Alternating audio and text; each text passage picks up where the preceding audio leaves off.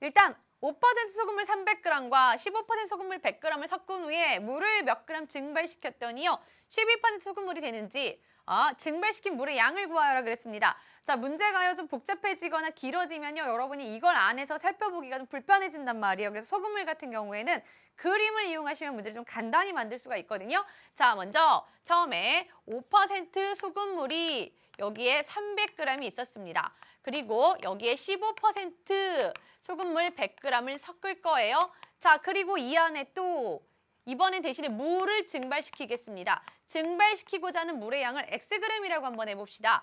자, 그랬더니 결론은 12%의 소금물이 되었습니다. 자, 그럼 이 안에서 더하고 뺄 수 있는 거 무게는 더하고 뺄 수가 있어요. 그쵸? 자, 그러면 300 더하기 100 하니까 400. 400에서 물을 Xg 뺐으니까 무게는 400-X가 되었겠죠? 자, 그러면 우리는 식은 소금의 양으로 세우겠습니다. 어디 소금이 들어있는지 보세요. 자, 첫 번째 소금이 들었습니다. 그쵸? 자, 두 번째 여기도 소금물이니까 소금이 들었어요. 그런데 물에는 소금이 들지 않았거든요. 그리고 세 번째 마지막 결과에는 소금이 들었습니다. 자, 첫 번째, 두 번째, 세 번째에 대한 소금의 양을 식으로 나타내 볼게요.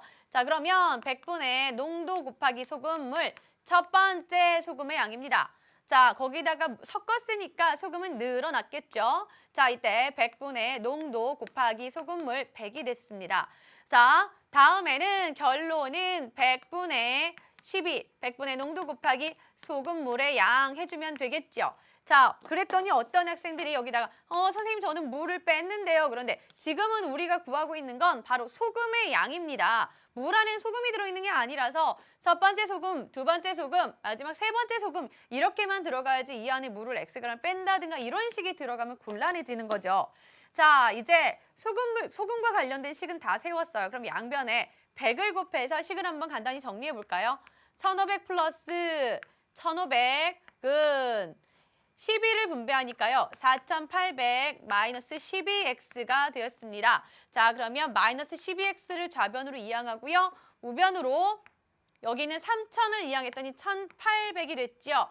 자, 그래서 x는 양변을 12로 나눠서 150g이다. 이렇게 구했습니다. 그죠?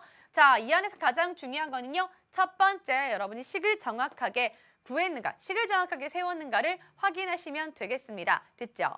자, 물을 넣었다 뺐다 했다고 해서 소금이 늘어나는 건 아니니까 내가 물을 넣은 양을 더한다거나 물을 넣은 양을 뺀다거나 이럴 일은 없어요. 물을 더한 것, 더했다라는 식이 들어가는 건 바로 마지막에 무게에서만 해당하는 얘기예요. 됐죠? 물을 넣었거나 뺐을 때는.